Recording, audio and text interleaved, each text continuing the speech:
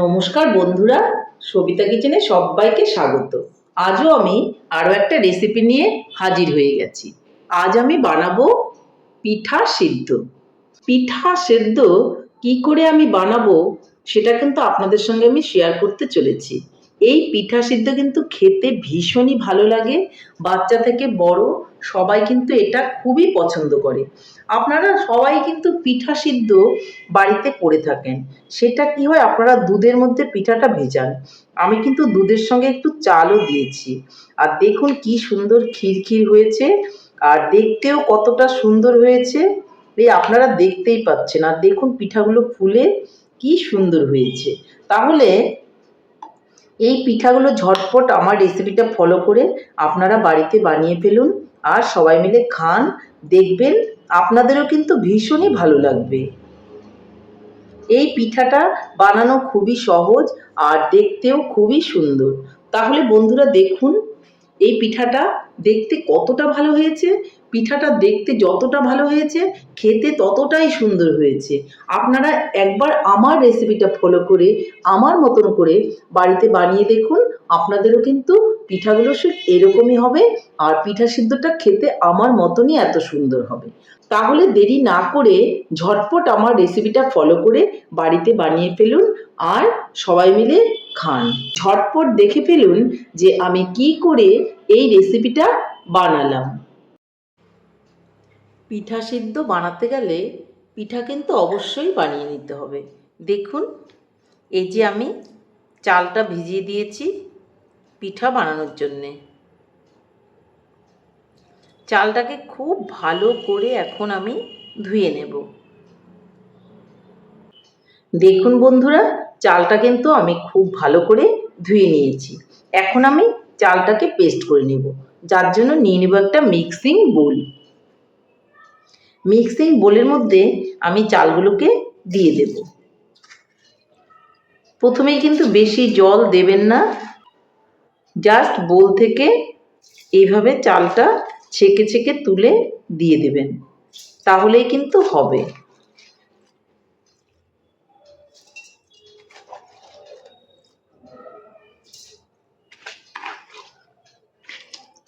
দেখুন আমি চালটাকে দিয়ে দিয়েছি। এখন আমি চালটাকে একটা পেস্ট বানিয়ে নেব। মিহি পেস্ট বানাতে হবে। তার আগে আমি চালের মধ্যে একটু লবণ দিয়ে দিচ্ছি। লবণটা কিন্তু স্বাদ মতো দিতে হবে। কোনো রকম জল দেব না। পেস্ট করার সময় একটু জল প্রয়োজন হবে, তখন আমি দেব। একটু একটু জল দেব আর চালটাকে মিহি পেস্ট করে নেব। দেখুন বন্ধুরা, আমি খুব সুন্দর করে একটা মিহি পেস্ট বানিয়ে নিয়েছি। দেখুন খুব বেশি করে ফেটাবেন, মানে দ্যাট মিনস খুব বেশি করে মিক্সচার করবেন, তাহলে দেখবেন পিঠাগুলো খুব সুন্দর হবে। এরকম একটা বোল নিয়ে নিলাম এখন, আর বোলের মধ্যে আমি এটাকে ঢেলে দিলাম। দেখুন কি সুন্দর হয়েছে।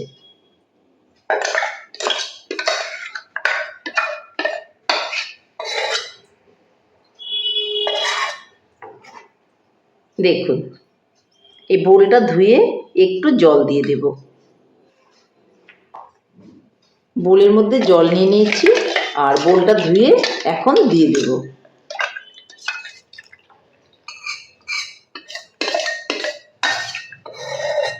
ব্যাটার কিন্তু রেডি। দেখুন কতটা সুন্দর হয়েছে। এরকমই কিন্তু একটু পাতলা করে ব্যাটারটা বানিয়ে নিতে হবে।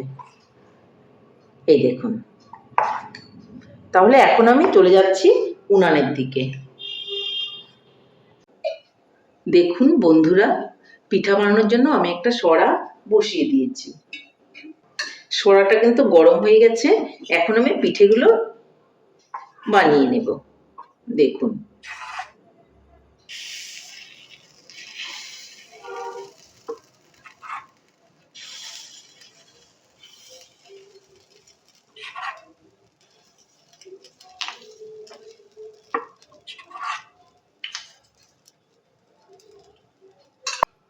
এখন একটা ঢাকনা দিয়ে ঢেকে দেব।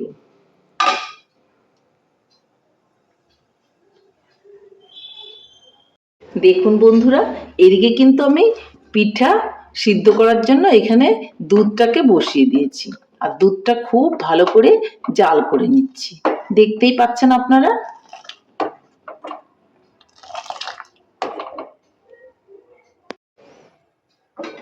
ঢাকনাটা তুলে দেখে নেব, পিঠেগুলো কিন্তু হয়ে গেছে। আমি এখন তুলে নেব। বন্ধুরা, ঢাকনাটা তুলে দেখে নেব। দেখুন পিঠেগুলো কিন্তু আমার হয়ে গেছে। এগুলোকে আমি তুলে নেব।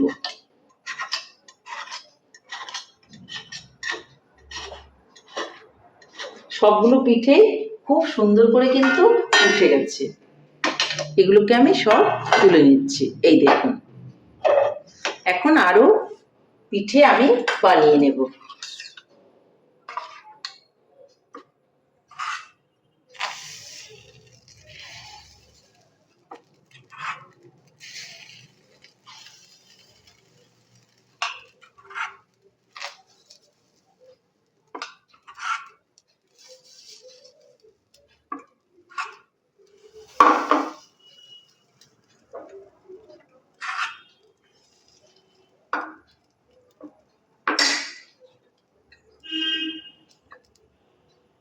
ঢাকনাটা আবারও দিয়ে দিব আর পিঠেগুলো আমি বানিয়ে নেব।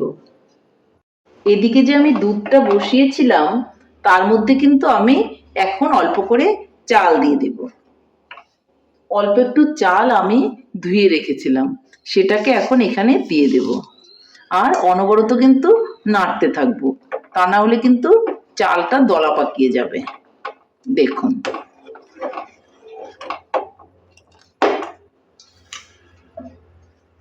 আপনারা তো পিঠা সিদ্ধ অনেকেই খেয়েছেন বা দুধে ভেজানো পিঠা অনেকেই খেয়েছেন বা অনেকেই জানেন।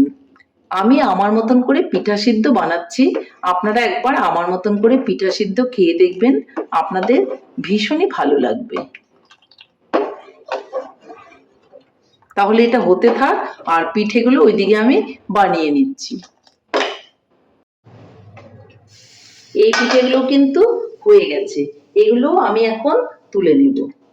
দেখতেই পাচ্ছেন কত ফুলকো ফুলকো হয়েছে। প্রথম খোলাটা কিন্তু ভালো হয় না বা ফোলে কম, পরের থেকে কিন্তু পিঠাগুলো খুব সুন্দর করে ফুলতে থাকে। তাহলে এই পিঠাগুলো আমি নামিয়ে নিচ্ছি। দেখুন কতগুলো পিঠে আমার হয়ে গেছে।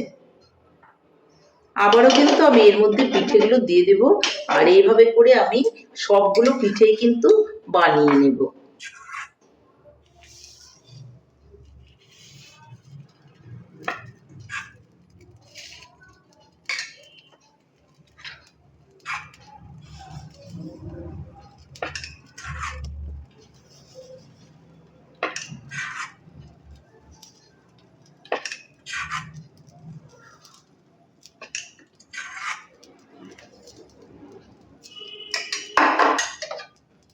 ঢাকনাটাকে বন্ধ করে দেব। দেখুন বন্ধুরা, চালটা দিয়েছি দুধের মধ্যে আর দুধটা কিন্তু খুব সুন্দরভাবে ফুটছে। এভাবেই কিন্তু আমি নেড়ে চেড়ে নেব, চালটা যেন দলা পাকিয়ে না যায় সেদিকে খেয়াল রাখতে হবে। দেখুন আমি বানাচ্ছি, চালটা কিন্তু দলা পাকায়নি, ছাড়া ছাড়াই আছে। এখন পিঠেগুলো যে আমি বানিয়েছি সেই পিঠেগুলো এখানে গরম গরম দিয়ে দেব। পিঠেগুলো একটা করে খোলা হবে আর একটা করে খোলা এই দুধের মধ্যে আমি সেদ্ধ করতে থাকবো। আপনারা হয়তো ভাবছেন যে মিষ্টি ছাড়াই পিঠাগুলো সেদ্ধ করছে, তা না বন্ধুরা, আমি মিষ্টিটা দেব কিন্তু একটু পরে দেব। ওই যে বলেছি সবাই কিন্তু পিঠা সিদ্ধ বানাতে জানে, কিন্তু এক একজনের পদ্ধতি এক এক রকম। আমি যেভাবে বানাচ্ছি আমি সেভাবেই কিন্তু আপনাদের সঙ্গে শেয়ার করছি। আমারও কিন্তু একটা খোলা পিঠা হয়ে গেছে, এগুলোও কিন্তু আমি দিয়ে দেব। গরম গরম পিঠেগুলো যদি দিয়ে দেন তাহলে কিন্তু পিঠের মধ্যে খুব ভালো করে রসটা ঢুকবে।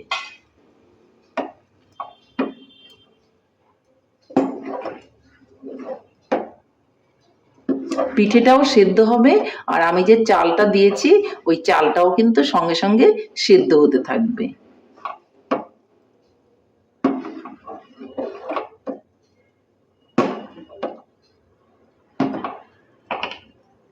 বন্ধুরা, আপনারা এখানে এলাচ ফাটিয়ে দিয়ে দিতে পারেন, কিন্তু আমি দেব না।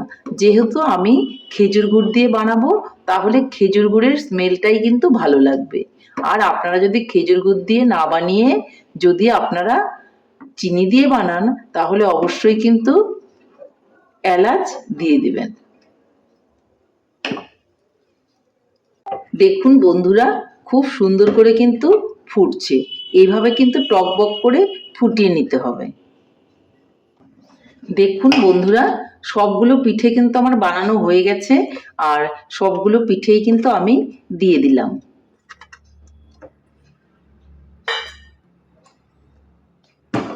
চালটাও কিন্তু আমি দেখে নেব এখন।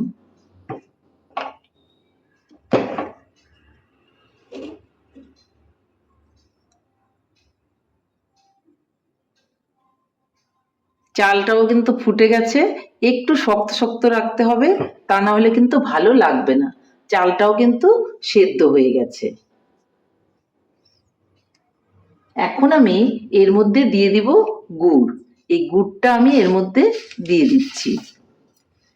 মিষ্টিটা দেখে নেব, প্রয়োজন হলে আরো একটু গুড় দিয়ে দেব। আমার মনে হচ্ছে আরো একটু গুড় এখানে লাগবে। আমি আরো একটু গুড় দিয়ে দিচ্ছি।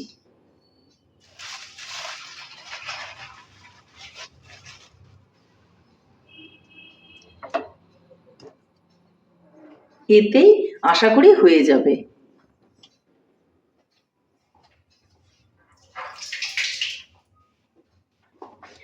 আপনারা ইচ্ছে করলে চিনি গুড় দুটো মিলিয়ে বানাতে পারেন, কিন্তু আমার শুধু গুড় দিয়ে কিন্তু খেতে ভালো লাগে, যার জন্য আমি শুধু গুড়ই কিন্তু দিয়ে দিলাম। চিনি এখানে আমি ব্যবহার করলাম না।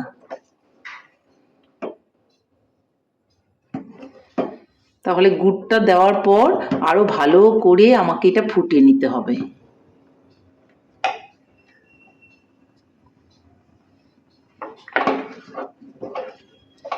নিচে যেন লেগে না যায় সেদিকে কিন্তু খেয়াল রাখতে হবে, আর এইভাবে অনবরতই কিন্তু এটাকে নেড়ে যেতে হবে।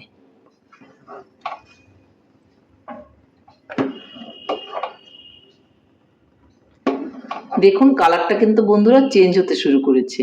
এই যে আমি গুড় দিয়েছি, গুড়ের জন্য কালারটা কিন্তু চেঞ্জ হচ্ছে। এই দেখুন,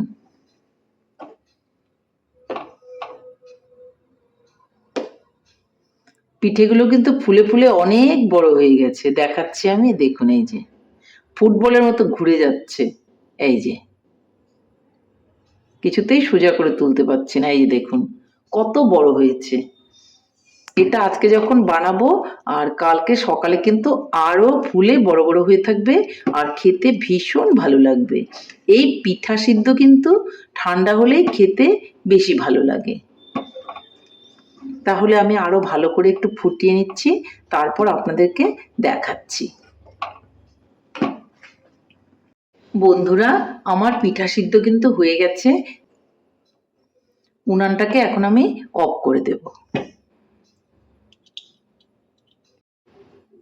তাহলে বন্ধুরা, ফাইনালি কিন্তু আমার পিঠা সিদ্ধ কমপ্লিট।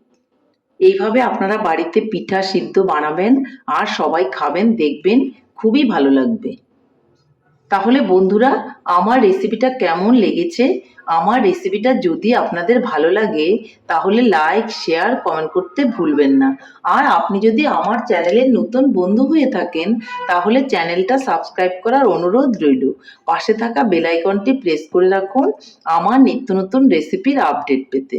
তাহলে দেরি কেন, ঝটপট এভাবে বানিয়ে ফেলুন পিঠা সিদ্ধ, আর সবাই মিলে খান, খেয়ে বলুন কেমন হয়েছে। নমস্কার, ভালো থাকবেন, সুস্থ থাকবেন। আবার দেখা হবে আরও একটি রেসিপির সঙ্গে।